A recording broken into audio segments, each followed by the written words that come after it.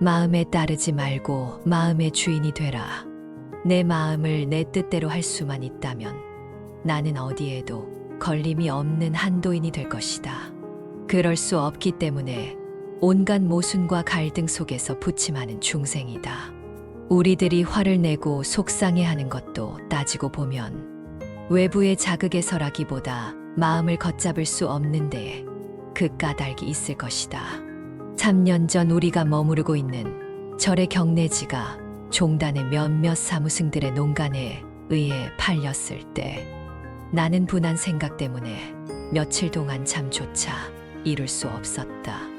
전체 종단의 여론을 무시하고 몇몇이서 은밀히 강행한 처사며 수천 그루의 아름들이 소나무들이 눈앞에서 넘어져 갈 때, 그리고 밤낮을 가리지 않고 불도저가 산을 헐어 뭉갤 때 정말 분통이 터져 견딜 수 없었다.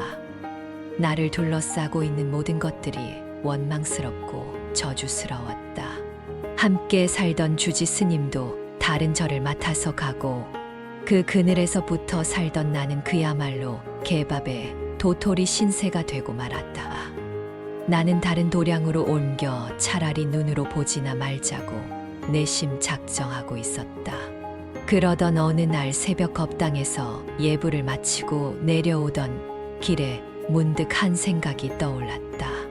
본래 무일물, 본래 한 물건도 없다는 이 말이 떠오른 순간 가슴에 맺혔던 멍울이 삽시간에 술술 풀렸다. 그렇지, 본래 한 물건도 없는 거다.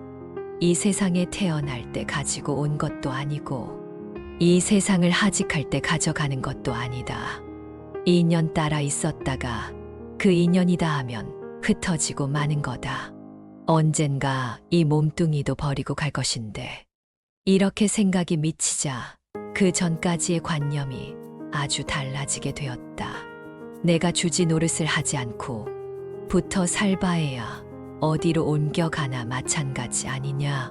중생들끼리 얽혀 사는 사바세계라면 거기가 거기지.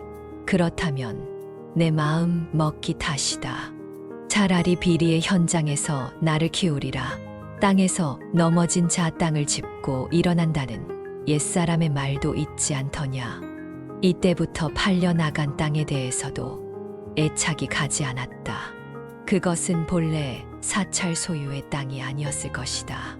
신도들이 희사를 했거나 아니면 그때까지 주인이 없던 땅을 절에서 차지한 것일 게다. 그러다가 그 인연이 다해 내놓게 된 것이다. 그리고 경내지가 팔렸다고 해서 그 땅이 어디로 간 것이 아니고 다만 소유주가 바뀔 뿐이다. 이날부터 마음이 평온해지고 잠을 제대로 잘 수 있었다.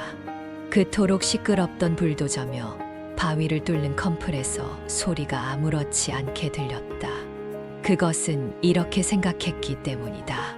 남들을 향해서는 곧잘 베풀라고 하면서 지금까지 나 자신은 무엇을 얼마나 베풀어 왔느냐. 지금 저 소리는 너의 잠을 방해하기 위해서가 아니고 집이 없는 사람들에게 집을 지어주기 위해 털을 닦는 소리다.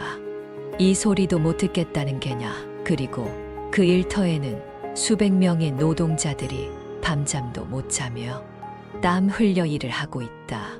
그들에게는 저마다 몇 사람씩 딸린 부양 가족이 있을 것이다. 그들 가족 중에는 지금 입원 환자도 있을 거고 등록금을 내야 할 학생도 있을 것이다. 연탄도 드려야 하고 눈이 내리기 전에 김장도 해야 할 것이다. 내가 그들에게 보내주지는 못할 망정 살기 위해 일하는 소리조차 듣기 싫다는 게냐. 이처럼 생각이 돌이켜지자 그토록 시끄럽고 골이 아프던 소음이 아무렇지도 않게 들렸다. 이때를 고비로 나는 종래까지의 사고와 가치 의식이 아주 달라졌다. 이 세상은 나 혼자만이 아니라 많은 이웃과 함께 어울려 살고 있다는 사실이 구체적으로 새겨지게 되었다. 소유관념이나 손해에 대한 개념도 자연 수정될 수밖에 없었다. 내 것이란 아무것도 없기 때문에 본질적으로 손해란 있을 수 없다. 또 내 손해가 이 세상 어느 누구엔가 이익이 될 수만 있다면 그것은 잃은 것이 아니라는 논리였다. 절에도 가끔 도둑이 든다. 절이라고 이 지상의 풍속권에서 예외는 아니다. 주기적으로 기웃거리는 단골 도둑이 있어 허술한 문단 속에 주의를 환기시킨다. 날마다 소용되는 물건을 몽땅 잃었을 때 괘씸하고 서운한 생각이 고개를 들려고 했다. 그러자 본래 무일물이 그 생각을 지워버렸다. 한동안 맡아 가지고 있던 걸 돌려보낸 거라고. 자칫했더라면 물건 잃고 마음까지 잃을 뻔하다가 공술의 공수거의 교훈이 내 마음을 지켜주었던 것이다. 대중가요의 가사를 빌릴 것도 없이 내 마음 나도 모를 때가 없지 않다. 정말 우리 마음이란 미묘하기 짝이 없다. 너 그럴 때는 온 세상을 다 받아들이다가 한번 옹졸해지면 바늘 하나 꽂을 여유조차 없다다. 그러한 마음을 돌이키기란 결코 쉬운 일이 아니다.